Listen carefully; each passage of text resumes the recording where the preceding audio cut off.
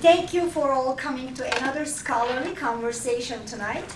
My name is Dr. Servet Yatin, and I have the honor of serving as the Provost and Chief Academic Officer of Quincy College. As I look at the audience today, I not only see familiar faces, but many new ones. So thank you. For those of you who came to any of our Scholarly Conversations event, you already know what to expect from this evening. For those of you who are here for the first time, let me share. Tonight you will not be disappointed. This evening's speakers are not only Quincy College faculty, but experienced professionals with knowledge of topics in the news, including health, technology, and personal and national security. This evening is not only an opportunity to showcase Quincy College's talent, but to keep you, our community members, informed about issues that are relevant to you. Before introducing our presenters, I would like to thank the ingenious and forward-thinking members of the Scholarship, Teaching, and Learning team who established this event and time and again meet the moment with their choice of subjects and speakers. Members of the STL team, please stand for a round of applause for putting together this terrific event.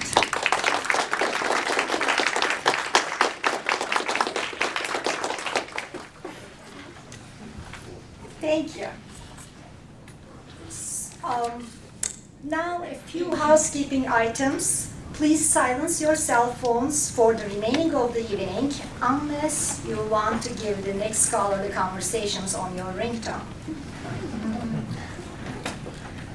Restrooms are outside near the entrance, and in case of emergency, please follow the red exit signs.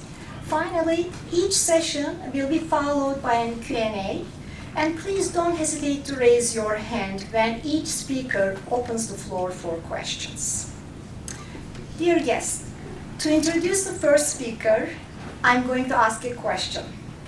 Who is your favorite spy? Ethan Hunt or James Bond? I think there's this secret spy in each of us. I do have one. Tonight, in Under Our Noses, the Spies Among Us, Dr. Jason Roberts will take us back to the 1930s to discuss how Soviet ideology infiltrated the highest levels of the US government. Dr. Jason Roberts has been a professor of history and government at Quincy College since 2010. After completing his PhD at George Washington University, with a dissertation on 1960s radical moving right. He was written extensively on Theodore Roosevelt, the American presidency, the Alger Hiss case, the Rosenberg case, and relevant to this evening's topic, Soviet espionage. In addition to book chapters, he has appeared on C-SPAN, and after this evening, I can't wait to see what is next. Please welcome Dr. Jason Roberts. Thank you. The topic tonight is Soviet espionage. Here we're basically looking at the period from the 1930s through World War II. This is a period often referred to as the golden age of Soviet espionage. It's estimated by some scholars that over 500 Americans spied for the Soviet Union in the 1930s and World War II, including spying for the State Department, the Treasury Department, the Office of Strategic Services, and perhaps most significantly of all, the Manhattan Project. So two questions to consider. Why do people spy? Why would they spy for the Soviet Union?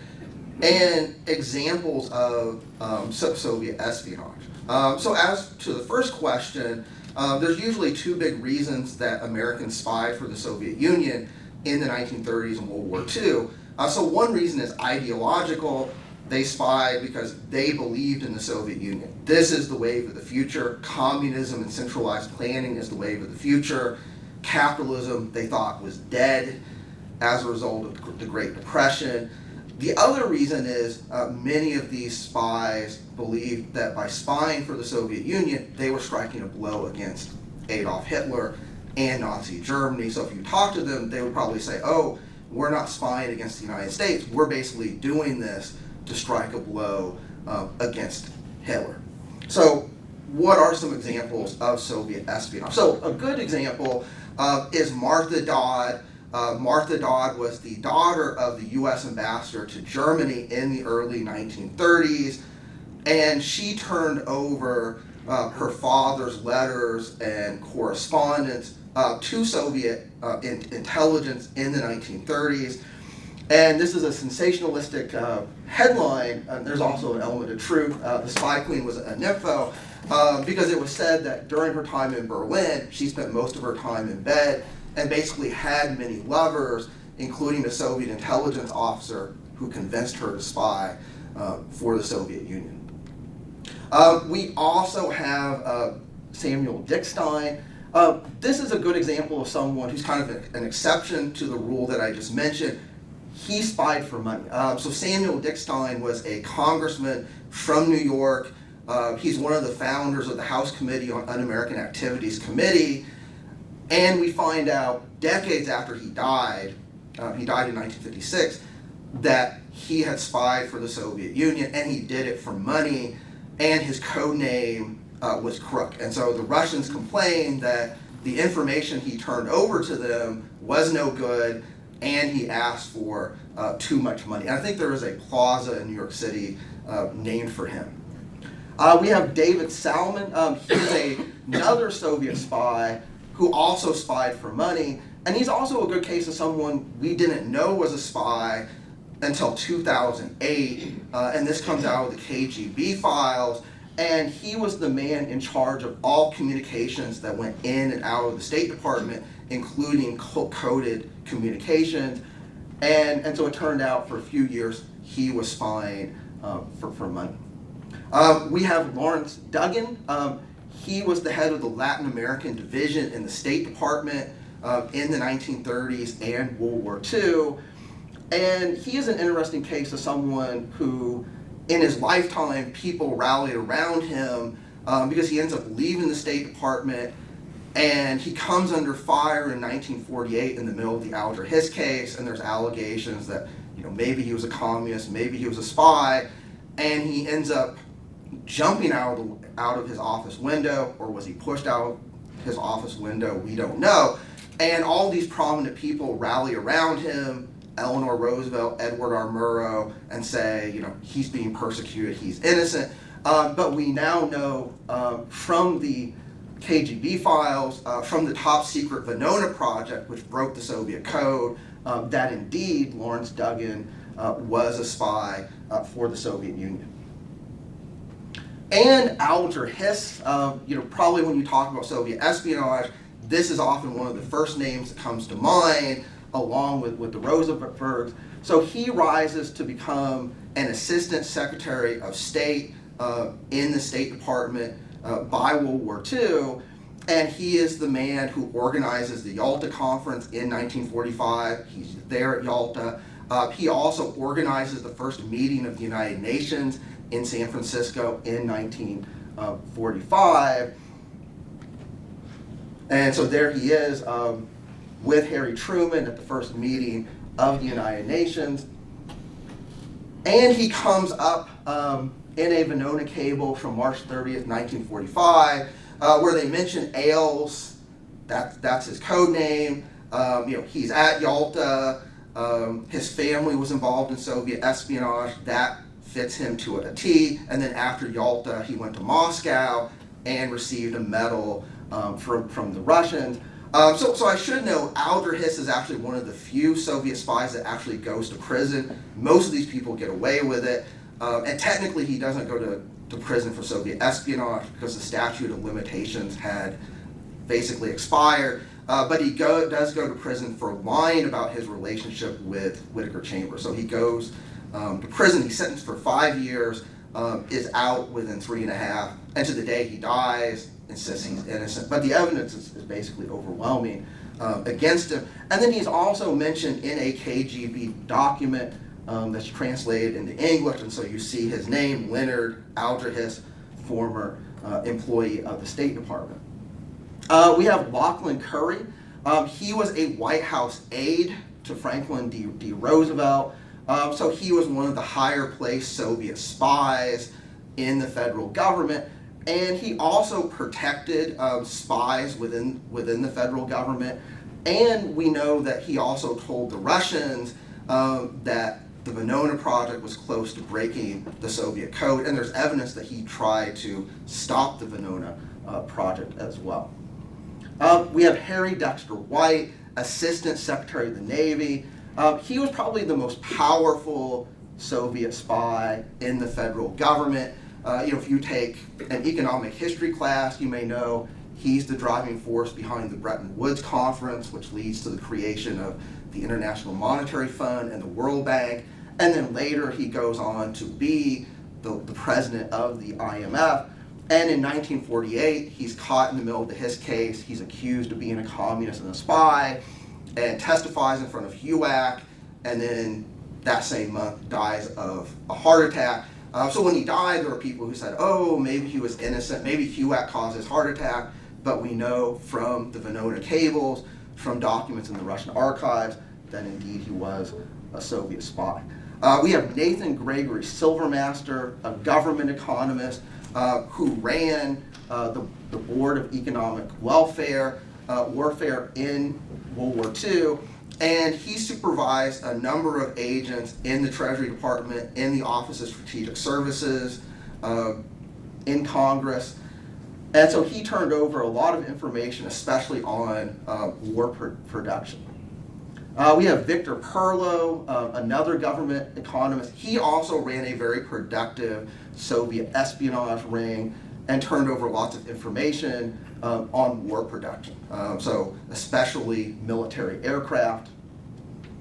We have Duncan Lee. So he's kind of a good example of the Ivy League spy. He's a descendant of Robert E. Lee, went to Yale, was a Rhodes Scholar, went back to Yale for law school, was part of a big law firm, and he ends up being a high-ranking officer in the Office of Strategic Services, which is basically the forerunner of the CIA, and he turned over information about covert operations in Europe during World War II, and also had access to everyone's personnel file. We have Mary Price, who was a Soviet spy and worked for the famed journalist and newspaper columnist Walter Lippmann. And so she gave Soviet intelligence access to Lippmann's files and letters, and she was also in a relationship with Duncan Lee. We have Ted Hall, the boy wonder, basically the Doogie Howser of Soviet espionage, so this young teenage boy who ends up working on the Manhattan Project. And we don't find out he is a spy until the 1990s when the Venona cables are released. So, like a lot of these spies, he gets away with it. We have Harry Gold. Harry Gold was originally a chemist in the 1930s, turned over formulas to Soviet intelligence, but he's best known during World War II for collecting information from David Greenglass, who worked on the Manhattan Project, and from the nuclear physicist Klaus Fuchs. So Klaus Fuchs, who turned over information to Harry Gold, and then later during 1950 confessed to Soviet espionage, and so he's one of the few spies that does go to prison for 7 years. So a cable where Goose is basically the code name for Harry Gold, Rest is the code name for Klaus Fuchs. David Greenglass also turned over information to Harry Gold, but he's probably most famous as the brother-in-law to Julius Rosenberg, who initially recruited David Greenglass to spy for the Russians.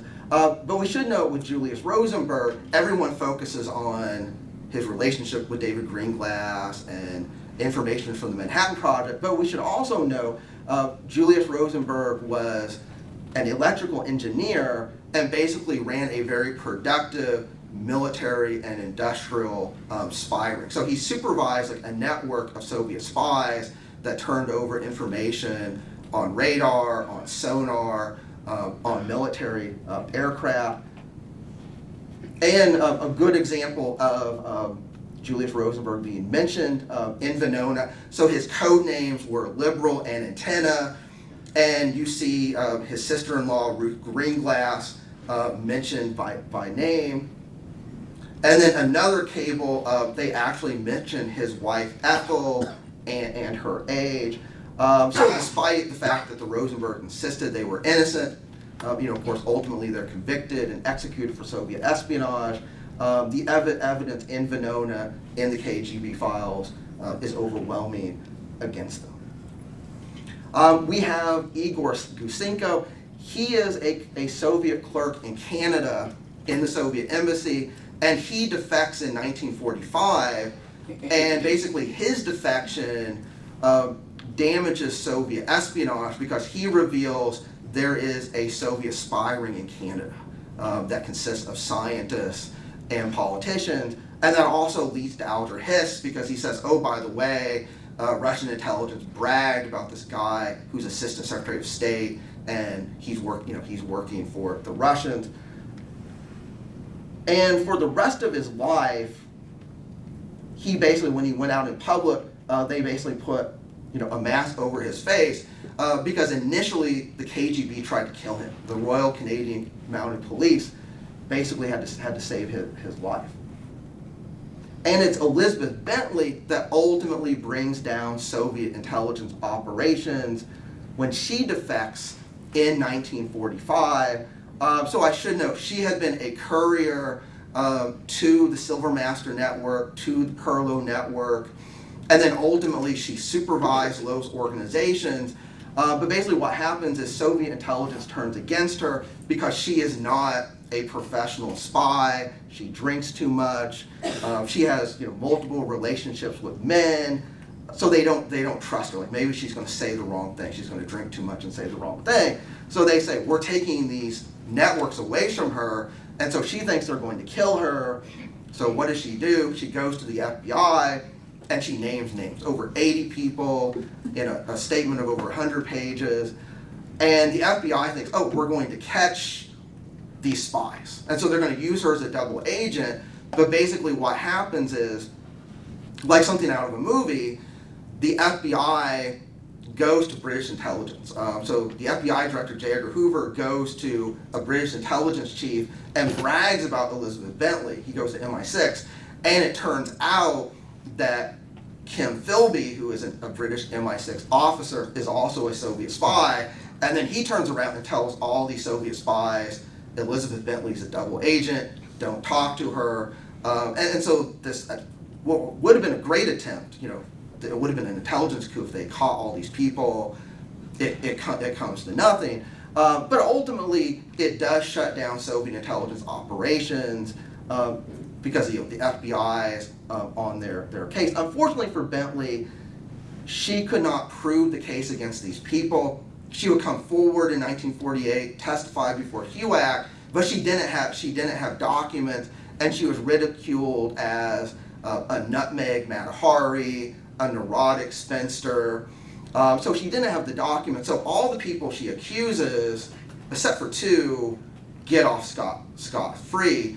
But we know with the opening of the Russian archives in the 1990s, with the release of the Venona cables, that actually she was correct.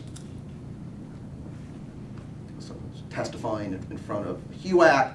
And of course, that leads to Whittaker Chambers, who then comes forward, testifies against Alger Hiss and other Soviet spies. And of course, Alger Hiss will end up going to prison for lying about his relationship with Whittaker Chambers in 1950. And that basically, so the headline of, Hiss convicted of perjury in 1950.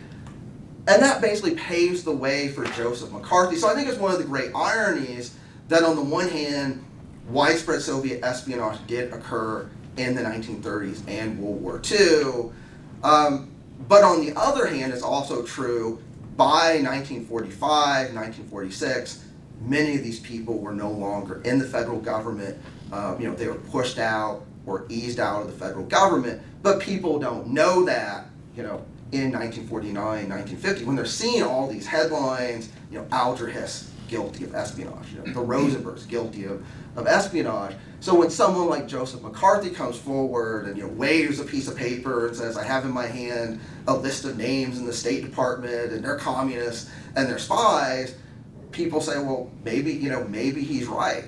The Truman administration, they're wrong about Alger Hiss. Maybe they're wrong about these other cases. But as we know, his charges against people being communists and spies were reckless and false. So it's kind of one of the great ironies of it all.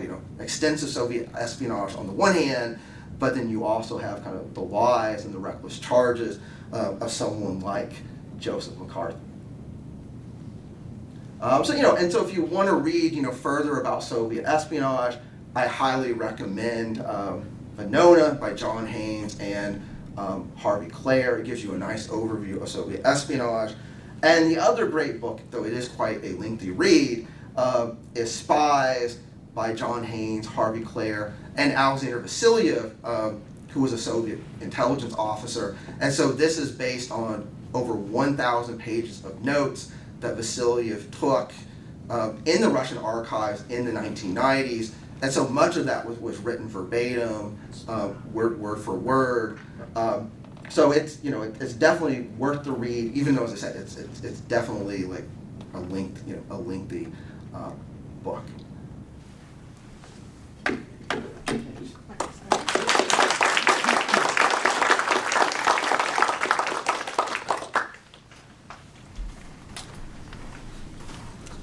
So, might not be getting the years right, but thank you. Was there a period where we were allies with the Soviet Union, and so people that were spying were just sort of thinking that they're helping an ally? Like, there was a window like that, correct? I mean, definitely, June 1941, through the end of World War II, 1945. So I think there were people who, in their minds, they're thinking, well, we're not really spying against the U.S. Like, we're spying against the Germans. We're doing this to strike a blow, against Hitler. So I think maybe in their own mind, they're not really saying like, oh, we're traitors, because they'd say, well, if we were a traitor, we would be turning over information and giving it to a country that's at war with the United States, but that's not the case here. The Russians are allies. So I think that's how they would view it. But how were the Russians viewed by the U.S. during that period? Were they still sort of like, we can't quite trust them even though we're... I think to some extent there was like a sense of distrust, and I really kind of see that with the Manhattan Project, because it is telling that Franklin Roosevelt shared information about the Manhattan Project with the British. And Klaus Fuchs is there at the Manhattan Project as part of the British delegation, but he chooses not to share that information with Stalin. But then Stalin knows because he has people like Klaus Fuchs spying for the Soviet Union. So I do think there was a sense of distrust, and you do have the FBI, starting to investigate, people at the Manhattan Project, and in the federal government, and certainly by the end of World War II, the FBI is like hot on the case of people like Alger Hiss and Victor Perlo.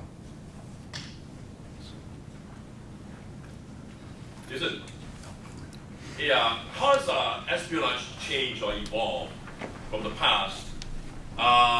Is there still value in the kind of human agency that we see here? I mean, I don't know. Maybe you've watched a lot of movies. This is comedy. I'm just kind of inspired by it. But there was a CIA person. Meet the F. You know that movie? It was a comedy. Meet the F. I don't want to say the word, but anyways, in the movie. So the moral of the story, sort of one of them was, you don't need to spy anymore. You can Google. I mean, so Yeah. I'm just wondering, Yeah, I mean, I think there's value in like human intelligence, which like I think the Soviets were quite good at getting human intelligence. And the U.S., I think in the Cold War, they excelled at kind of more technological, surveillance of the U-2 spy plane and satellites. And Soviet espionage does change, especially you get into the 1980s, the 1990s. Then you get spies like Aldrich Ames for the CIA, Robert Hansen for the FBI, and they're not spying for ideological reasons. Like they're not true believers in the Soviet Union. They're doing it for money. Aldrich Ames, he's a drunk, he's in debt, he has a wife with expensive tastes. That's why he's doing it. And the same with Robert Hansen. He's doing it, for the money as well. So why they spy changes. So most of these spies that I've talked about, they would be insulted, if you offered to pay them. Like I'm not doing it for money. I'm doing it because I believe in the Soviet Union. I believe in communism. I want to strike a blow against Hitler. But by the 1980s and 1990s, you're getting Soviet spies that are definitely doing it for the money.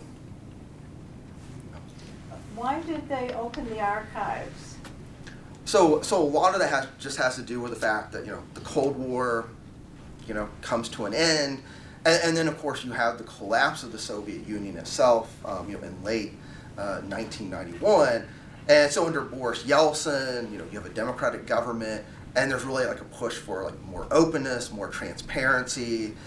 Let's release these documents about the Russian past. So you basically have this brief window in the 1990s where scholars can go in and look at these Russian archives. And there's other, I should also note, like kind of outside this, there's also the American Communist Party records in the former Soviet Union. There's what they call the Comintern record. So this is the Communist International. So it's all the international communists that take orders from the Soviet Union. You have access to those records as well. And then eventually what happens, especially by the time you get Vladimir Putin, eventually scholars have a harder and harder time getting access to those records. Every day, I'm so thankful for the many healthcare professionals in our community. I am proud to say that so many of our community registered nurses, licensed practical nurses, and other healthcare professionals have been trained right here at Quincy College. But in times of emergency, we often must rely on each other, including family, friends, and colleagues.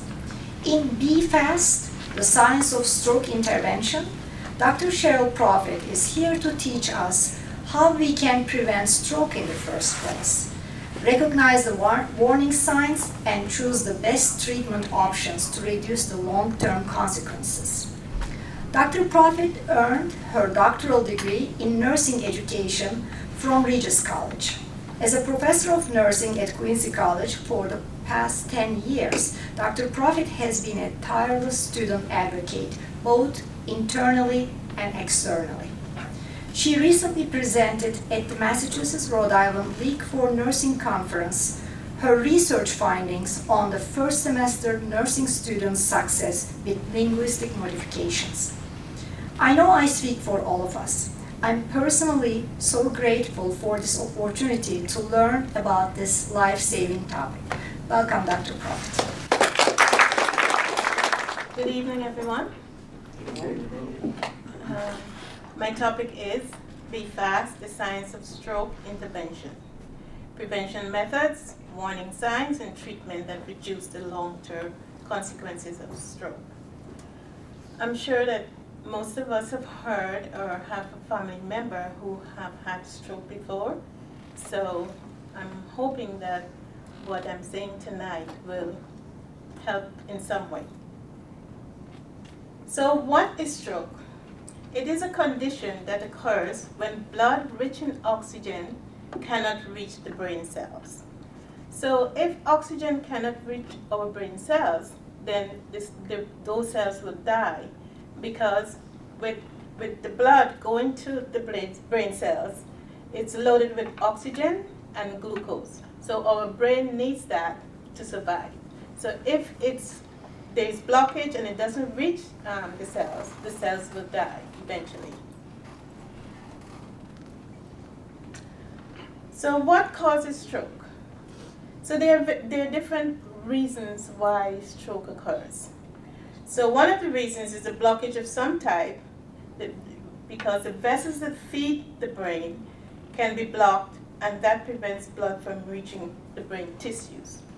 So there's arteries and veins that go to the brain. So if it's blocked by a clot or any other reason, then the brain will not be supplied with oxygen.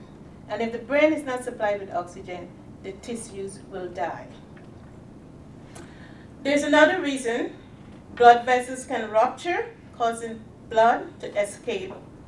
So if we have any problems with one of our arteries, let's say we have aneurysm and it bursts, so the blood will be scattered in the brain tissues, and that could cause the patient to have a stroke. So there are different types of stroke. You have ischemic stroke, you have hemorrhagic, and you have TIAs. And we'll talk a little bit about TIAs, but the main focus would be on ischemic stroke. So ischemic stroke, it occurs when a blood clot blocks the flow of blood to the brain. And we just said that if the blood flow is blocked to the brain, then there will be no oxygen going to the brain, so the tissues will die. Or there can be narrowing or blockage of the arteries by fatty tissues. And if you look at the diagram, it shows you, the first shows you where there is the blood clot there. And you can see that the clot is blocking the blood flow going to the brain tissue. And the second diagram, you can see the buildup of plaques in the arteries. And when the plaque is built up continuously, eventually the arteries get narrowed and the blood cannot flow. So that will cause, decreased oxygen going to the brain. Also, if you look at the first diagram, you see the carotid artery, that's the one that takes the blood to the brain. So imagine if that's blocked, what's going to happen? Brain cannot get to our, blood cannot get to our brain. So the tissues will die. So this diagram shows you how the plaques are built up in the arteries. If you look at it, you see the first one is like showing you how your arteries are nice and clear, if the blood is flowing perfectly well. The other one is showing you the plaques starting to build up. Then it continues to build up until it's occludes and the blood cannot pass. So now a clot can form because the blood is pooling there. So the clot can form, and eventually it can dislodge and goes to the brain and cause a blockage. So let's talk about hemorrhagic stroke. Hemorrhagic stroke, that's an emergency condition in which the ruptured blood vessel causes bleeding in the brain. We don't need bleeding to occur in our brain because that's going to affect the tissues. And what can cause bleeding in our brain? High blood pressure, or if there's any traumatic event that would be those are the two leading causes. Or the patient can have a brain aneurysm, and after a while, because of the bulge, it can burst and the blood will be scattered in the brain tissues. If the patient is taking blood thinners, so eventually, if the patient is not being monitored, that can affect and cause bleeding. And as we get older, our blood vessels become weak. So that's another reason that you can have hemorrhagic stroke. So the last type of stroke is the TIAs, which is a transient ischemic stroke. And that's a mini stroke. And it's a warning sign. It's telling you, be careful what you're eating, take care of yourself, because this stroke lasts a few minutes. It's a mini stroke, and it only lasts a few minutes. So someone might say, oh, that's nothing. Maybe it's just some kind of a pain or something like that. But we need to take it seriously. We need to go and get checked because, you know, the symptoms can occur similar to a stroke, but it lasts just a short while. So most people just dismiss it. But please don't dismiss it. Make sure you get checked out. But stroke can affect any region of the brain. So the brain has different lobes, and each lobe is responsible for different functions. For example, our frontal lobe is responsible for our thinking, our speaking, our speech, how we speak, memory, if we remember things, and for our movement. Then we go to the next in blue. Mine is covered here. That's responsible for our language and touch. Then we go to the temporal lobe in yellow, and that's responsible for our hearing, learning, and how we process our feelings. Then we go to the back, the occipital lobe, that's responsible for our vision and our color perception, how we perceive colors. Then we go to the brown, which is the cerebellum, and that's responsible for our balance and our coordination. And then the last is the brain stem, which is very important because it's responsible for our breathing. Imagine if we're not breathing, what's going to happen? And it's also responsible for our heart rate, which we know that's so important. If we don't have a heart rate, we don't have a pulse, we know what happens. And temperature is also important. So as we see, the brain has so many functions in our everyday life. So let's look at what happens to our right side, the right side of our brain and the left side of our brain. The right side of our brain is for our creativity. So what does it mean? How our attention span, how much attention span we have. Our emotions, that's from your right side of the brain. Our ability to solve everyday problems. How we make decisions and judgment. Memory recall, can we remember things? Our music and our art, do we like music? How artistic we are. And it also controls the left side of our body. So let's look at the left side now. That's our logical side. This side, it shows our ability to speak, to analyze information, how we write, how we read, our math skills. It plans our schedule, how we plan our schedules. And it controls the right side of our bodies. So you might wonder why the right controls the left and the left controls the right. But it's because the nerve fibers cross in the brain stem. So that's why everything is on the opposite side. So here we are, we have right side brain injury, left side brain injury. Like I just said that the brain fibers cross. So if you have a brain damage on your right side, your left side would be affected. That's because of the crossing of the nerve fibers. So let's look at the right side. So the patient has a right side brain damage. So the left side would be affected, right? You will have paralysis on the left side. The patient would have spatial perceptive defect, meaning they have difficulty pinpointing location of things. Things that they see, things that they hear, and things that they feel. Behavior, they would be very impulsive. They will be quick. If they want to get up, they would just get up and don't call for help. But it's because of that side that's affected. So with these patients, if you know that they're impulsive or if you know that they have right side brain damage, you have to be careful and monitor them because of their impulsiveness. You know, they can just get up and they can fall, so you have to watch them. Also, they'll have memory deficits in their performance, things that they do. They might forget and, you know, want to repeat things like that. So let's say we have this stroke, brain damage on the left side. So which side would be affected? The right side, because again, the nerve, it crosses. So you would also have paralysis on the right side.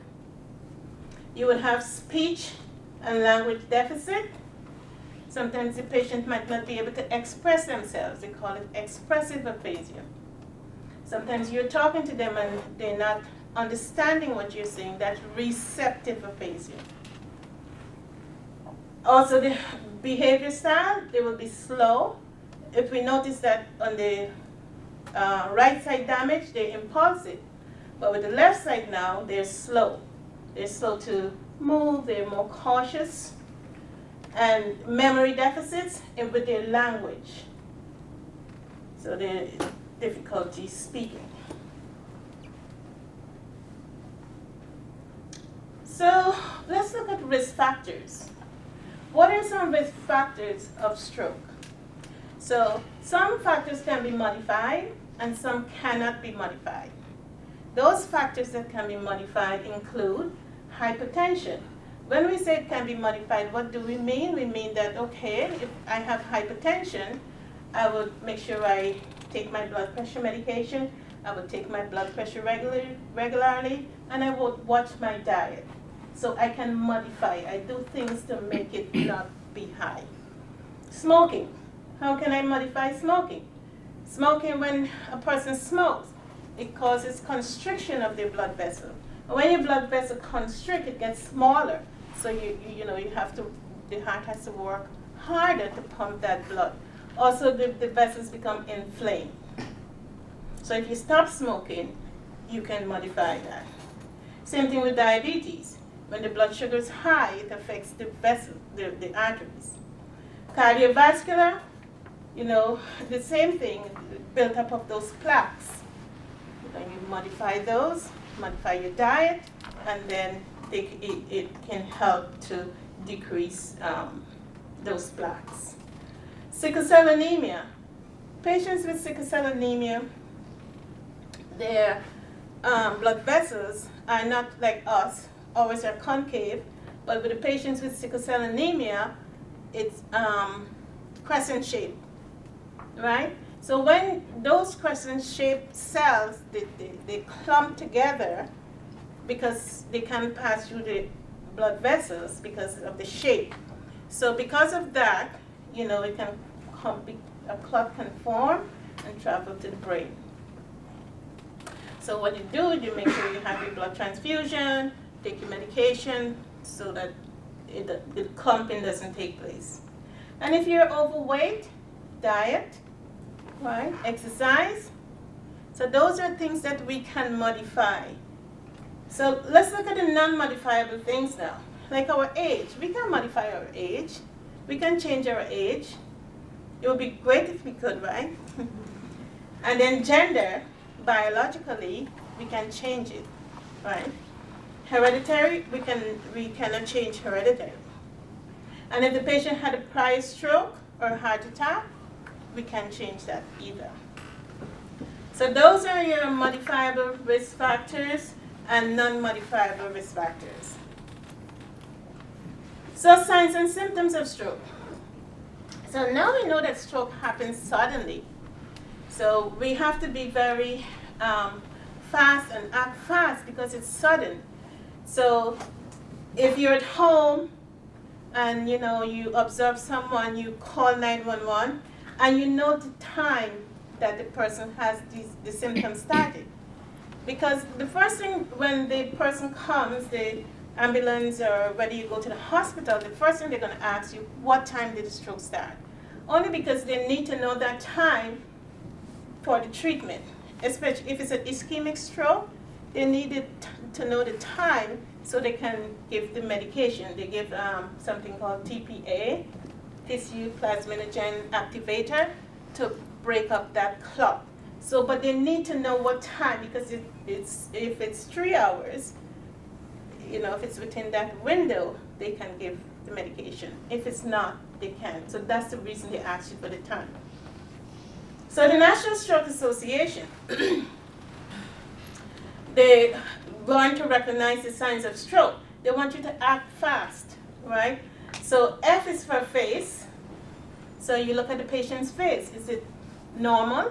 Is it to the one side? You know, you look at that. It says, if you notice a droop or uneven smile on a person's face, this is a warning sign. So if you see that, it's a warning sign. A is for arms. Ask the patient to lift their arms. Arm numbness or weakness can be a warning sign. You can ask the person to raise their arms if you are unsure. It's a warning sign if the arm drops down or it isn't steady. S is for speech difficulty. Ask the person to repeat something, you know, and listen to what they're saying. Is the speech slurred? And T is for time. Act fast if someone is experiencing stroke symptoms. You gotta act fast, because knowing what time the symptoms start helps with the treatment. The treatment would be effective if you know what time.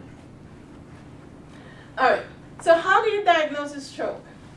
So when you take the patient to the hospital, they will do a CT scan. They're gonna scan to see, okay, is it bleeding? To check to see if there's bleeding there, because if there's bleeding and it's within that time frame, they're gonna give the tissue plasminogen activator to break up that clot. Or they might do an MRI to check to see the lobes where the stroke is, where the brain is affected. And you know, the nurses would monitor bleeding. Another diagnostic tool, they use the National Institute of Health, is the stroke scale. So the normal functioning 0 and 4 is completely impaired. And they use 11 scale items to on this scale. So it goes from 0 to 42. 0 being no stroke symptoms, and 42 would be 21 to 42 would be severe stroke. So long term, there will be impaired mobility if the patient has a stroke. Patient won't be able to move as they were before the stroke occurred. Impaired sensation, they may not be able to feel, you know, if you touch them or if something, the burns or something, the sensation would be impaired. Dysphagia, difficulty swallowing. Aphasia, difficulty speaking. Impaired judgment, you know, especially if they're impulsive, they'll not be able to make proper judgment.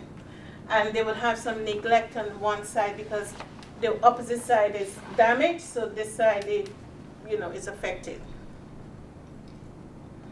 I have a video which I'll share in 2 minutes. So stroke prevention, again, weight management. Hypertension, you look at your cholesterol, manage your cholesterol, your diet.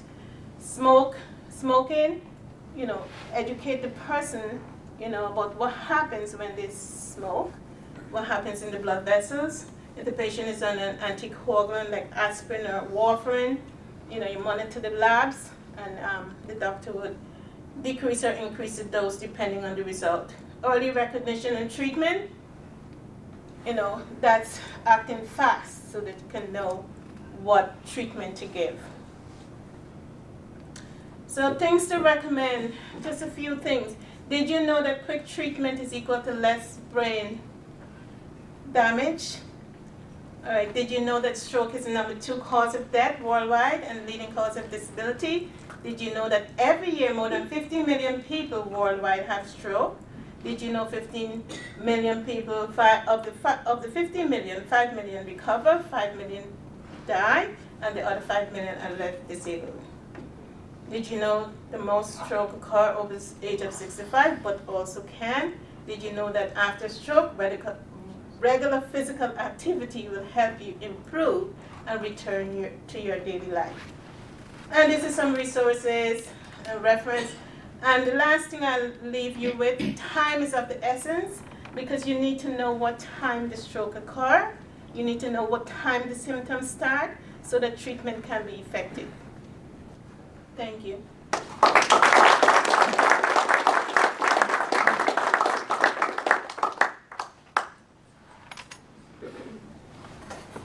I have a question.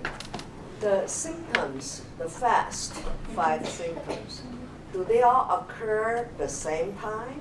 Or they could be 2 or 3, maybe 1 symptom? So once you have this stroke, Yeah. so I'm going to do my assessment, and I'm looking for all these things. I'm going to look at your face. I'm going to look at actually to do your arm, Right. because you can have the symptoms Right. at the same time. Right. And so while I'm doing the assessment, those are the things I'm assessing for. Or could be 1 symptom indicate that's a stroke? Yeah, the face. Yeah, the face. face. Is, Yeah, yes. it doesn't have to be all 5 together. Probably not at the same Okay. time, Okay. but you still, as you continue your assessment, you look for Okay. that. Yeah, seems to me that's important. If I Yes. see something, I'm looking for other Yes. they can, arms fine, and then is that stroke or not stroke? Yeah. Okay, thank you.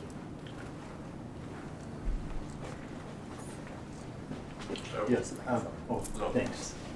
On recovery, the 5 million that you talked about that undergo recovery, how much of that, is that complete recovery or partial? Some can be Recovery. complete, some can be partial, depending on the extent of the stroke.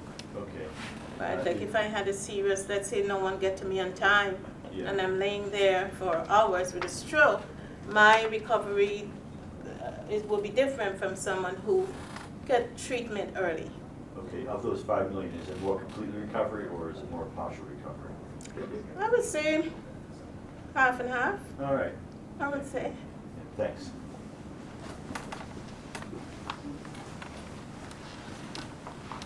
So I know baby fast is going to be really important to get, to professional medical help for the person having a stroke. But is it something that you can do immediately, in terms of physical intervention to minimize the damage? That's one question. And then another question is there something that you can see where someone is about to have a stroke? One other part of this question is, I know if a person has certain attributes, maybe there's likelihood this person might have a stroke later on, but are there certain physical feelings, sensations, symptoms that can tell that a person might have a stroke later on in the future? Yeah. Some people have warning signs, like for example, if someone's going to have a seizure, they're going to start, saying they have pain or they're going to have some kind of movement. So it differs in different individuals. There may be some sign, I have a headache, or, some nose bleeding or something like that. And then, if you're familiar with the patient, you would know, okay, maybe this is something serious. You want to take the blood pressure, do the vital signs and things like that. And when someone is about to have a stroke, is it something that you can kind of tell, or? The patient might complain that, they have a headache, or there might be nose bleeding. They might start bleeding in their nose, so you can. And something I can do immediately when that happens, just to minimize damage. Is there something like that, or no? No. If the patient is bleeding in the nose, you just have them lay down Okay. and do your vitals. I mean, if you know what to do, you do your vitals. Okay. Thanks. Yeah, on this subject, I think it's good, if you see someone having a stroke already, all those signs are there, is something you could help to stabilize, besides you call 911, seek help? Is there something else you could do? Like in EMS, you do CPR, Right. is some stabilize them, lay them down, or? Yeah. Some- If they're breathing, you don't have to do CPR, right? Okay, right, yeah.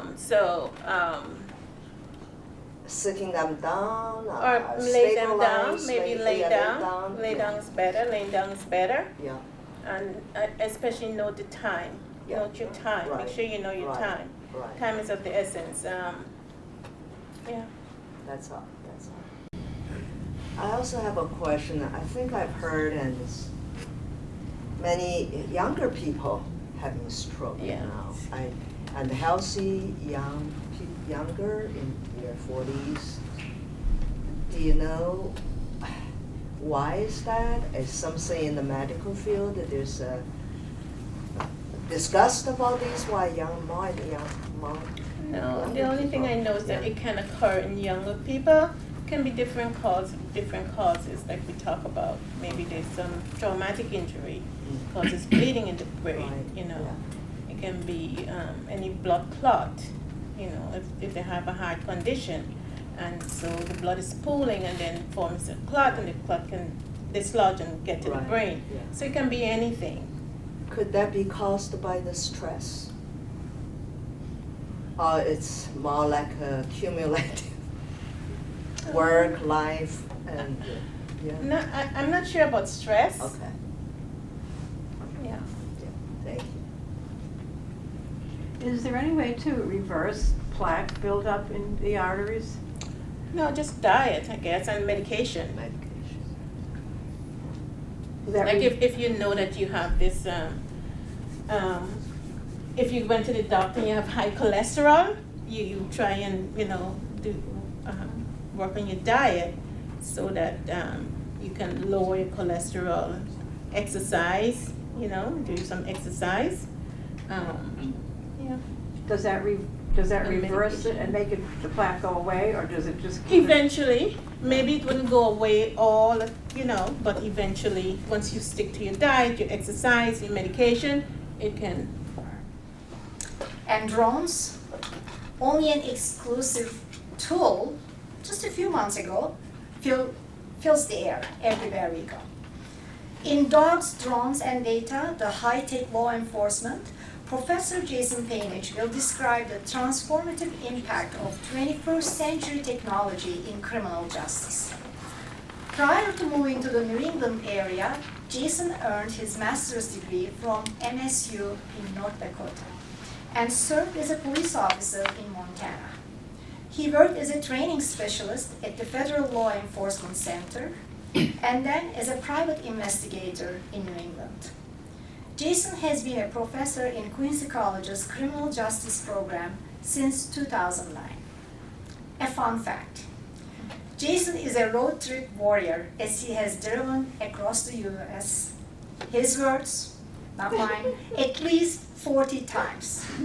But the most recent data from the drone surveillance says it's only 39 times. Welcome, Professor Paynich and friends. Thank you. The title of my presentation is Dogs, Drones, and Data, High-Tech Law Enforcement. And to start us out, I need to take you back to a little bit of a darker day in American history, 9/11. And I know we can all remember 9/11 and where we were when that happened. We probably can't remember what we had for lunch yesterday or a commercial that we saw, but we can certainly remember that particular moment. And the part I want you to kind of remember and think about a little bit are the questions that we were asking immediately after the smoke cleared, right? Where were these people? How come nobody knew about these people? What happened to the tips? Where tips? How come tips weren't shared? Right? There was all these questions about prior knowledge of these individuals and how come we didn't have prior knowledge, and in some cases, some prior knowledge that we had that didn't get shared or didn't get connected to the right people. If you remember data silos, right, or information silos was another large-scale conversation that we had. And that moment was also an opportunity window. I call it the golden era. To me it was, anyway, an opportunity window for the law enforcement industry or the law enforcement profession to expand and begin a large-scale intelligence and information sharing network across the United States to prevent that kind of attack from ever happening again. The first part of that growth was the beginning of fusion centers. And if you don't know what a fusion center is, think of if intelligence is a web, think of fusion center as the nucleus or the center of that web, right? Every state in the United States has at least one fusion center, and the idea there is you have all of these police departments within a state that are collecting bits and pieces of information That information flows up, the raw data flows up to the fusion center pushes back down intelligence. This police department now has a better opportunity to connect maybe over per person of interest, right? That goes from jurisdiction to jurisdiction, right? Connect with this person, with this department, with this department. At the same time, the statewide fusion centers feed up to the federal system, and of course the federal system feeds back down. At the same time this took place, we were still experiencing the internet revolution and the smartphone revolution and the hyper-connectivity of our American society. Right? Our consumer agencies, Google, Microsoft, going great guns with all the technology that they provided us, the wearable technology, from our wrist to our glasses, that we're producing data and data and data and data and data. This large-scale data production. All right?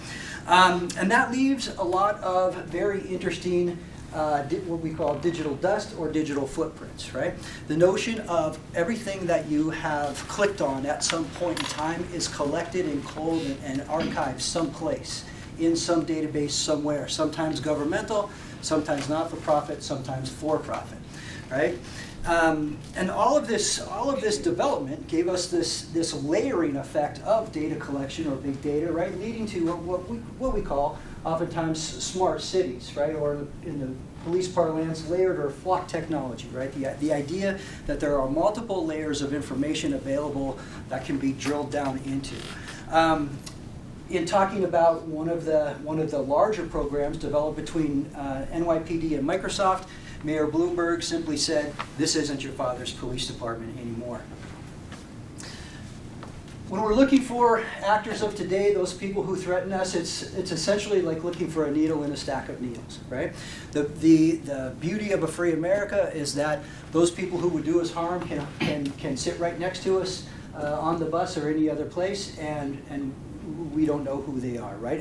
But we demand it, right? We will not have another 9/11. We will not have another January 6th, right?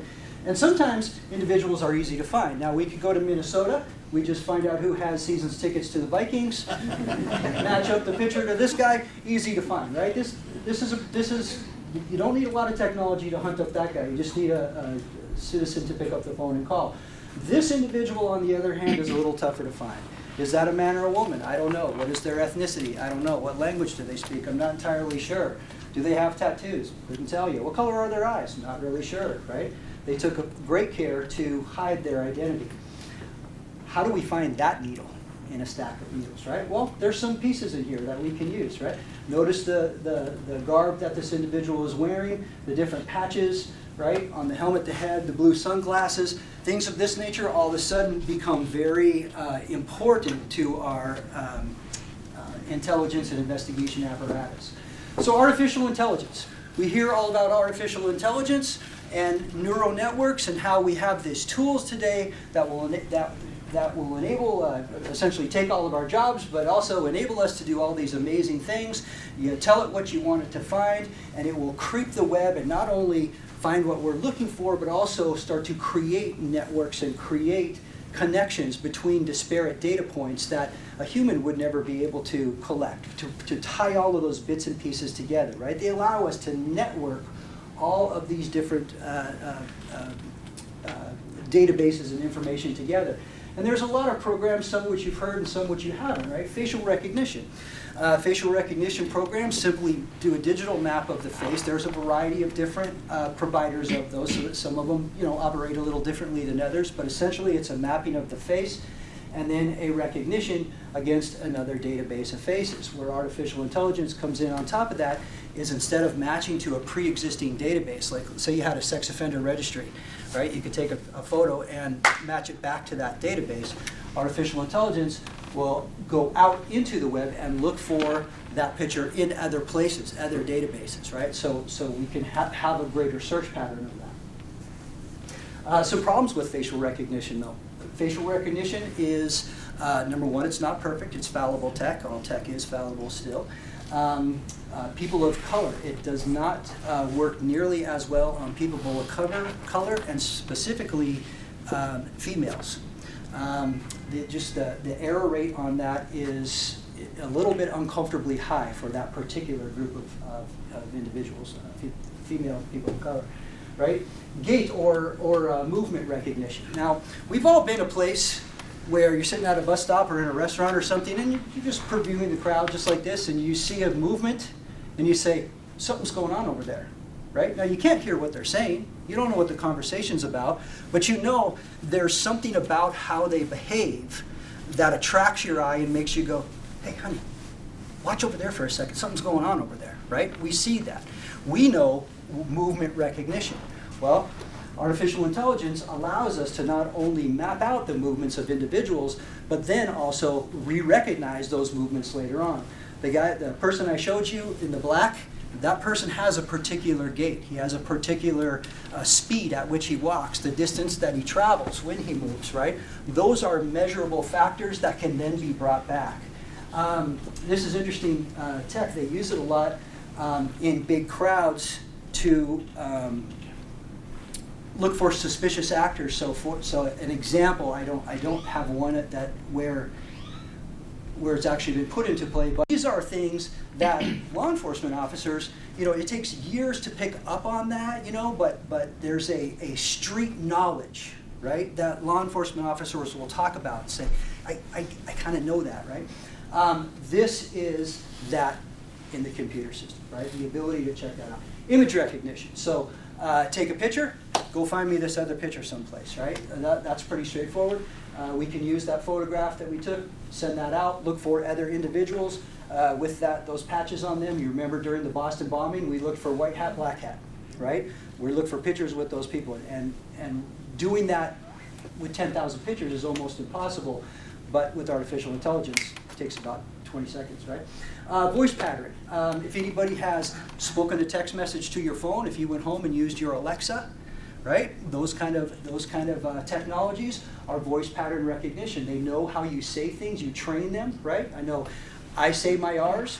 You guys don't, right? Not being from here. But that is recognition and, most importantly, housed someplace. Beyond housed someplace, it's sold someplace. This data, this compilation of all of this data in all of these various places has given rise to these third-party data vendors. One of great interest to me is Clearview. Clearview is a company that specializes in matching out facial recognition. They claim to have 40 billion images of people in their database.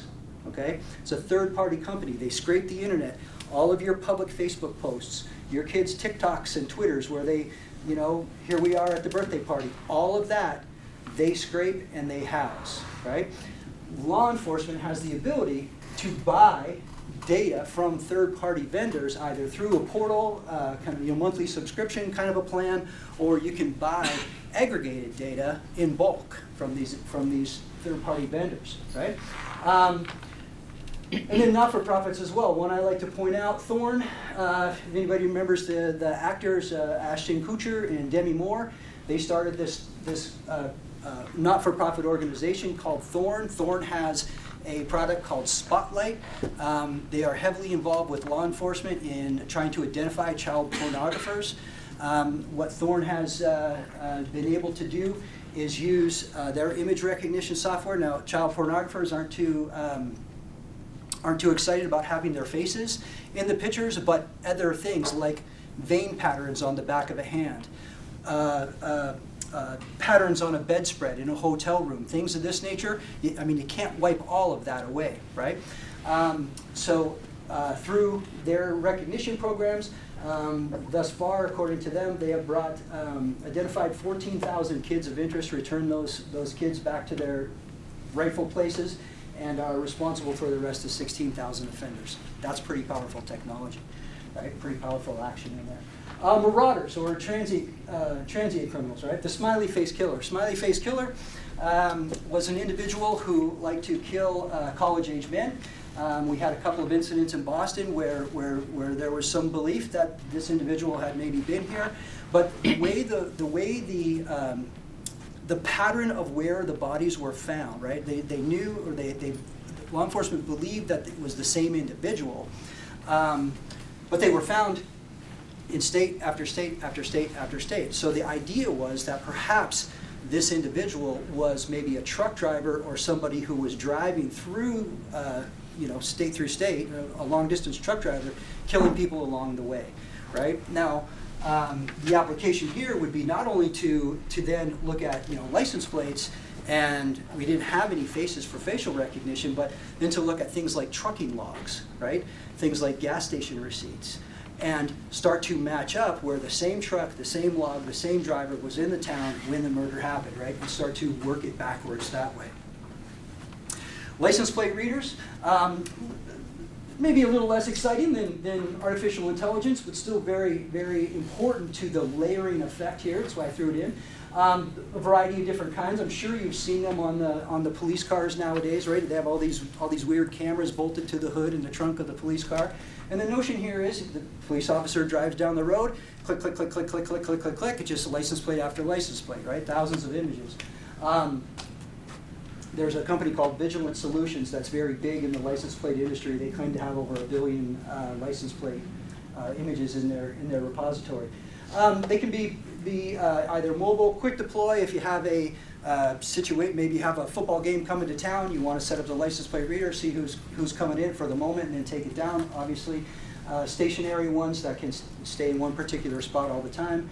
I had some dealings with the police department who was concerned about human trafficking, and they felt that the traffickers were utilizing a series of like a chain of not a hotel chain, but the same hotels over and over again, right? So set up the license plate readers there to see how fast they were coming.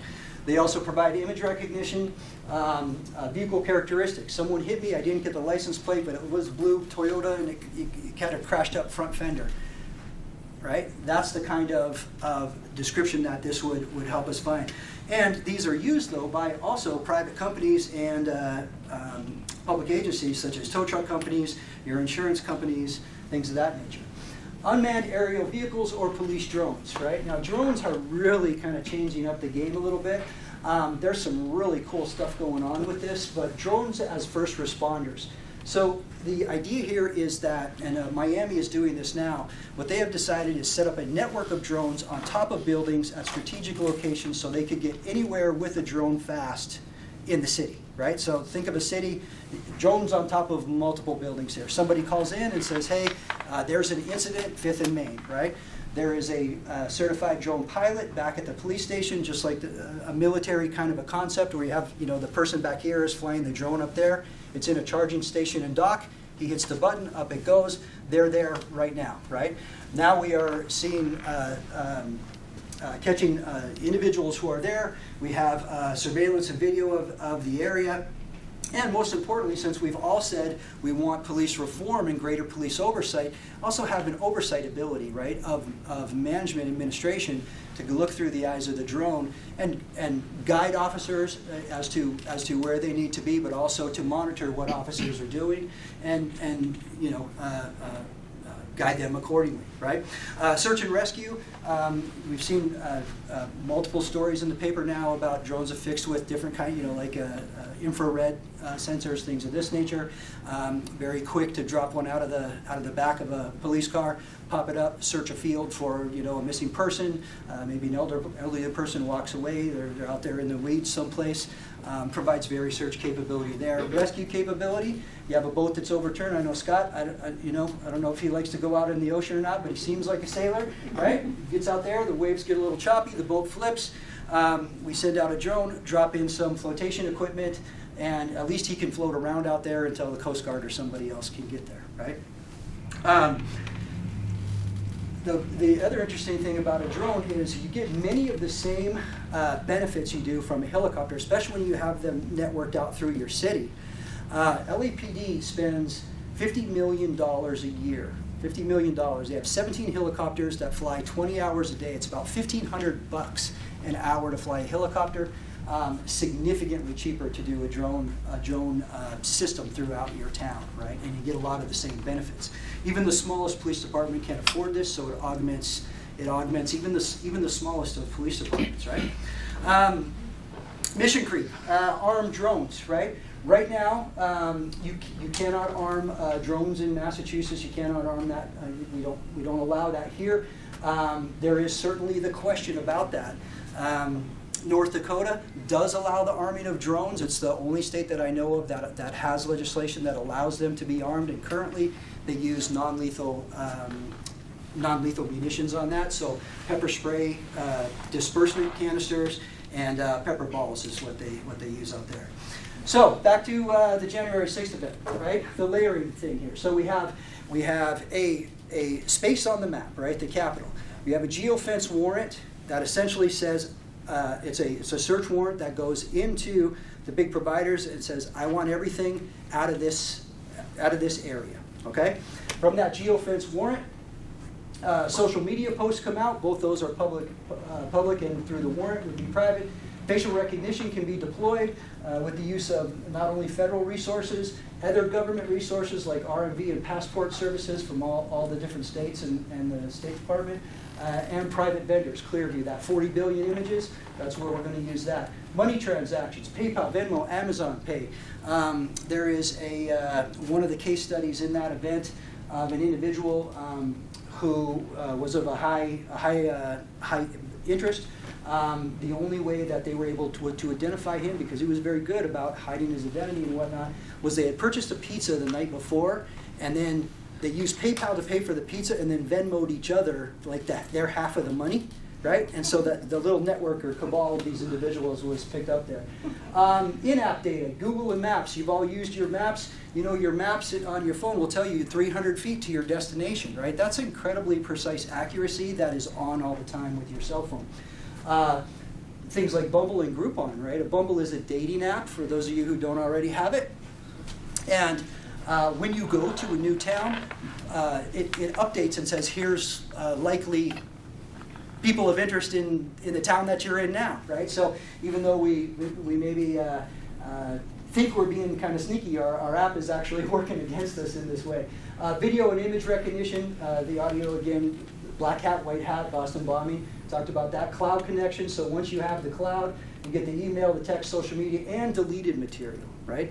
That's not coming back. That's all able to be pulled up. License plate readers, Bluetooth beacon and Wi-Fi routers. If you opened up your cell phone since you've been in here, you probably got the message that says, do you want to be connected to our network, right? That's what that is. So we can now pattern not only when people get into a building or walk around an area, but also exactly their pattern of travel and time within that area. So it's very damning evidence in a criminal trial.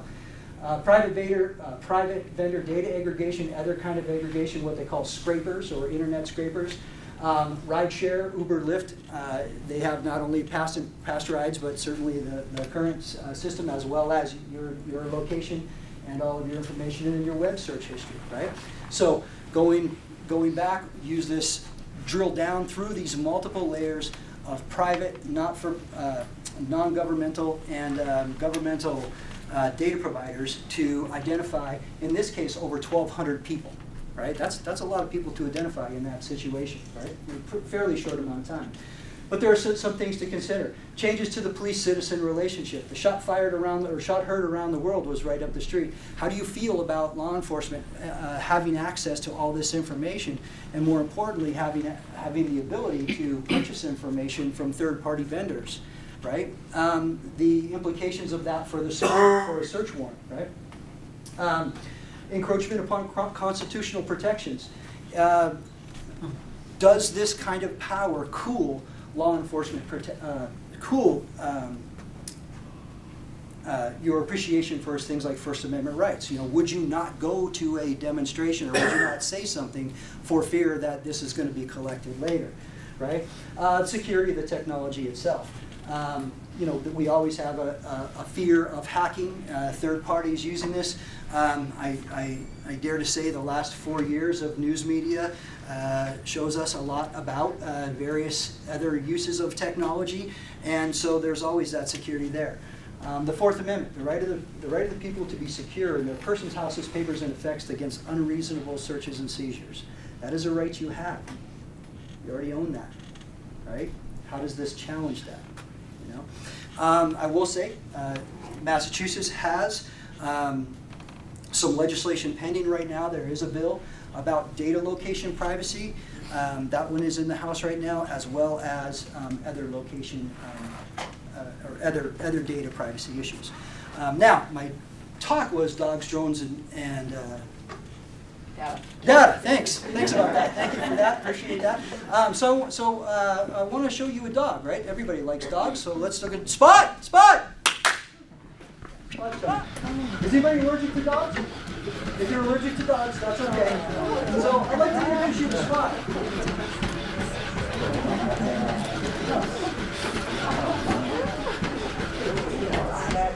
Spot.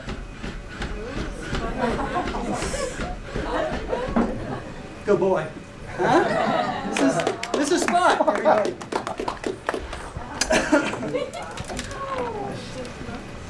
So, I thought it would be fun. You know, talking about data is one thing, but it's kind of hard to see, right?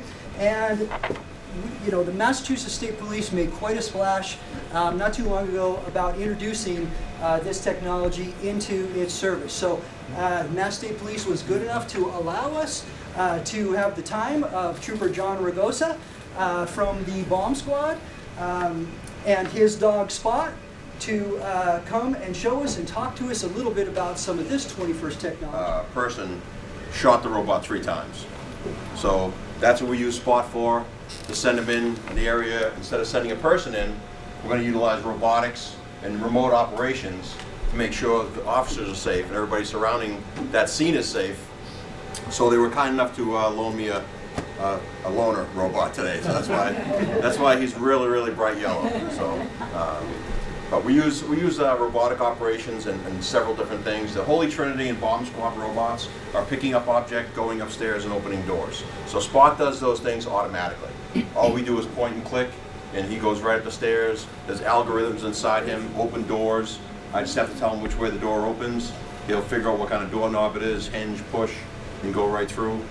And then going upstairs, it's right upstairs. Picking up objects is just point and click on a little Nintendo Switch control that we have here.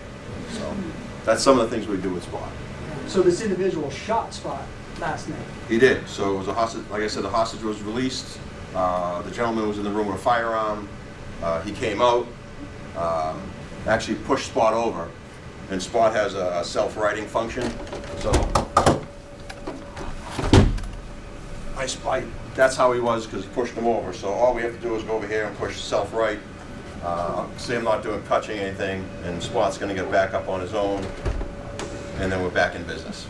So he pushed him over, went back toward the officers. He was going to go back up the stairs, potentially engage the officers with his rifle, and I started chasing with the robot because I wanted to see where he was going. So he came back over, pushed Spot over again, and shot him 3 times. So he was fully operational at the end, but he did have a battery issue, so that's why they gave us a loaner for a couple of days. Right, so some of the things that we do, like we said, picking up object, going upstairs, opening doors, and that's all done through the operational arm that we have right here. Has about almost 6 feet of view. Can grab things as different torque objects. You can rotate the arm if you have to, whatever you have to do.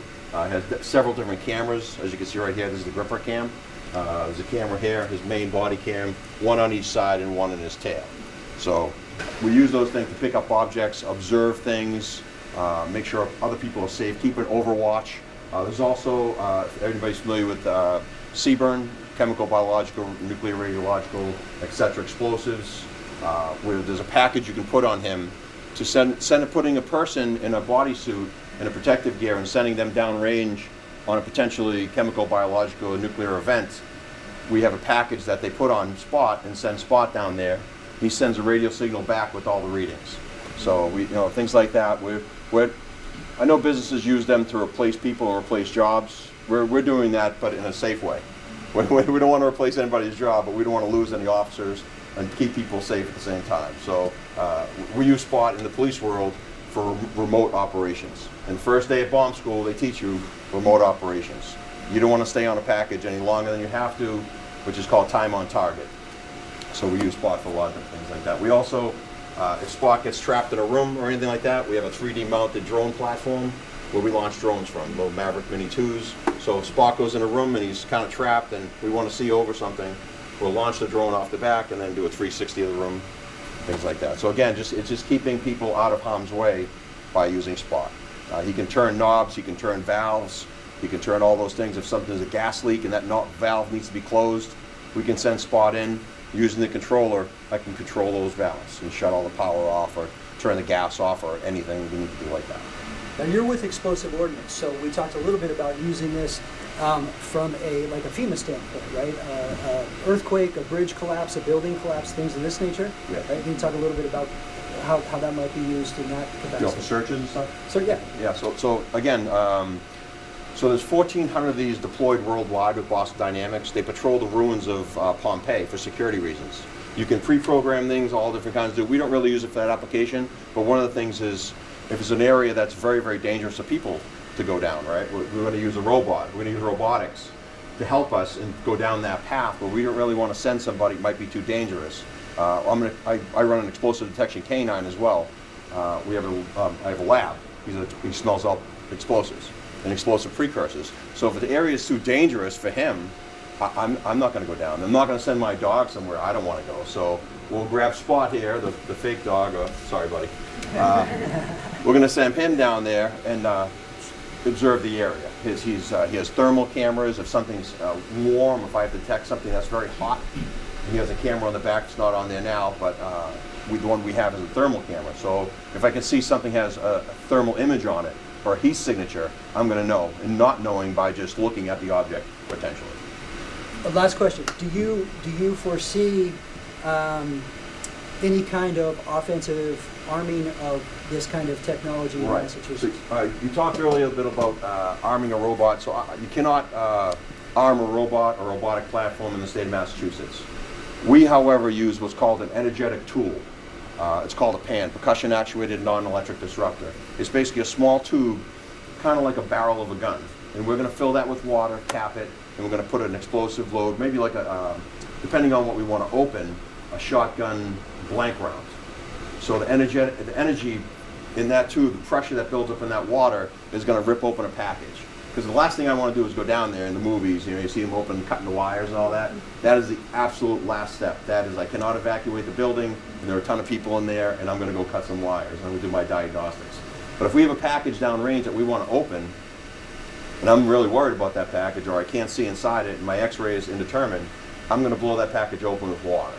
So the way we do that is we fill that tube with water, cap it, and we put a shotgun blank, depending on what we want to open, the size of load in there. And the water from that, believe it or not, that'll go through a car door. So the water in that, the pressure that builds up in that pipe will rip that package wide open. Now I can send Spot back down and see what the contents are. Now I have everything is nice and open, and now I have, it's nothing, or it's something I have to be concerned with, a pipe bomb or a device. So that's where he comes in handy. But right now you cannot arm any robotic platform to use on a person, anything like that. And I don't see that changing, and that's fine. But we do have, that's not a shotgun on the robots that we have now. It's an energetic tool. We wouldn't use that on a person. We'd use that on an object or a package. Thank you. So I took my two sons. We were in the Arlington Street T-stop when the bombs went off. Mm-hmm. That day there was a big police presence there, but it was before they used to have the bomb-sniffing dogs. And do you think that if that day they had had some of this technology that they might have been able to find a pressure cooker bomb? Well, as far as the smell of it and the identification of it, I'll have to defer to John. Yeah, so what they did in that situation, they harvested a black powder and smokeless powder from fireworks. Mm-hmm. So our dogs, the government spent billions and billions of dollars trying to come up with an electronic sniffer, and they circled back to the canine. Okay, because for all their shortcomings, their nose and their ability to smell things, like my dog is imprinted on a bunch of different odors and also precursors. Okay, so when a dog smells a device, he doesn't smell, oh my gosh, that's a device. Like when he smells a pepperoni pizza, the brain compartmentalizes it. Okay, I have pepperoni, flour, water, all the ingredients of a pepperoni pizza. So when he smells a device, he doesn't smell a device, he smells one of the components, one of the explosive precursors that we're looking for. Ammonium nitrate and fuel oil. You need ammonium nitrate, and you also need diesel or some kind of fuel. Well, we don't want it to smell diesel, we want it to smell the ammonium nitrate. Because if I'm looking for something in a package and I smell diesel, that's just diesel gas. I don't want that. I want AMFO, or I want ammonium nitrate, the precursor to AMFO. So it's a hard question to answer because there were so many packages that day, and I was there too, and there's so many packages that were there. How do you do? Would you say no packages? Or do you say only clear bags like Foxborough Stadium? Or do you do checkpoints? So there are a lot of ways, and then it's not a sterile area. You have buildings, you have alleys, you have people that can come through the buildings that have been there. It's not really a sterile area. You can make it a sterile area, but it's going to come at a cost, it's going to be time, it's not going to be convenient. You know, I was at Logan Airport after 9/11, and before that, everybody was like, oh, check my bag, it's fine after 9/11. But then 6 months later, everybody's like, we have to go through this again, you know, you have to check my bag. So people kind of get complacent and they kind of forget. But after the day after 9/11, everybody's like, check my bags, check my shoes, you know, whatever you want. But later on, people start to say, oh, this is not convenient anymore. So it comes at a cost. I really can't answer your question. Possibly, but our dogs are trained to sniff all different kinds of powders. And they have those checkpoints now at the airport where they're walking people through one at a time, kind of halfway through that security line, to do exactly that. So the dog can get a sniff of one person, so to speak. Okay. Right? So I would have to presume yes if the dog was in the vicinity. Jim? I got two, I think, short questions. One, is it purely a coincidence that the robot looks like a dog? Is that the most efficient way for it to get the jobs done? Or is there a psychological element to make it look like something that people can relate to? If I knew that, I'd Boston Dynamics. Okay, all right. I'd make a lot more money. No, but I think it's ergonomically, it's a stable platform. So if I come in the house and I try to kick squat over, Right. he's not going over. But like he's this position, like the head of the dog rather than right in the middle. It's kind of interesting. But my other question was, the person who shot the robot last night. Yes. Obviously committed crimes, so he's been charged with other stuff. Yes. But is the act of shooting the dog itself a crime? Oh, because technically Because it's a police dog, not the same as a no. police canine. If someone, God forbid, shot my canine, no, it's a totally different story. So we would probably, if it was determined that the destruction or his action on the product caused X amount of dollars damage, it would be a monetary thing at the end. It'd be tacked on. I mean, that's $300,000. I don't know if I can write a check for $300,000. So again, you'd probably go after him for the charges of the cost, not necessarily. I mean, I'm discharging the firearm. Other than that, or anything else that the ATF wants to look at as far as licensing and all that, but we'd probably be looking at a monetary issue or like evaded destruction of property. So that's. Again, you will have plenty of time to ask your questions because I believe Trooper Ragosa is staying for the Yes. Thank you, I appreciate that. So thank you, Professor Paynich, for your fascinating presentation. And it's made all the more special thanks to Trooper Ragosa and Spot.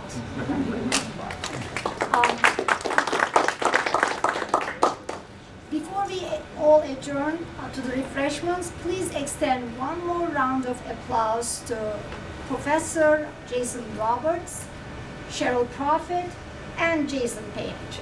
Thank you so much.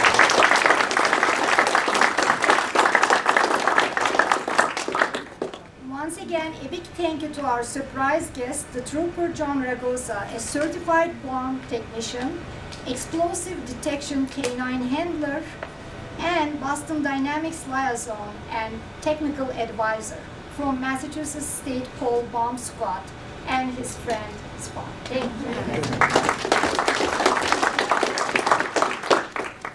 I mean, these speakers showed us what 21st century technology looks like in our local law enforcement communities. Just absolutely fascinating. So please join me in thanking the staff from throughout the college, including the library, academic and executive support, IT, marketing, and facilities. Their hard work and organization made this evening possible. Thank you. A big thank you to QA TV for generously helping with recording and sound technologies. Wherever we call upon QA TV, the answer is always yes. And to that, I can only say thank you.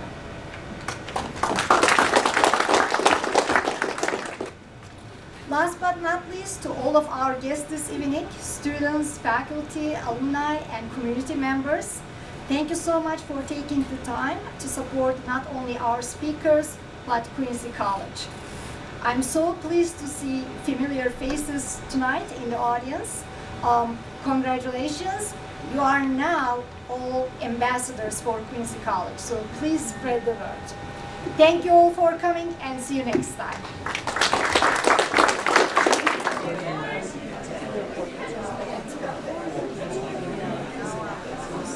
How you doing? My name is Trooper Ragosa. I'm a state trooper with the Massachusetts State Police on the bomb squad, and what we have here today is Spot, the robot dog from Boston Dynamics in Waltham. We have 2 of these statewide right now. We're looking to get a 3rd.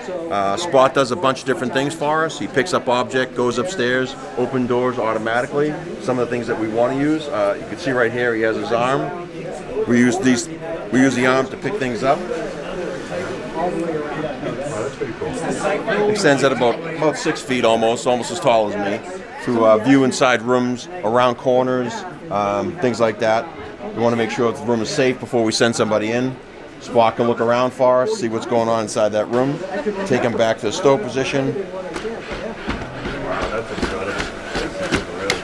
Walks around, goes upstairs, you can duck down, you can have him sit, and if someone happens to knock Spot over, Spot rolls over. All we have to do over here is go to our little controller, hit self right.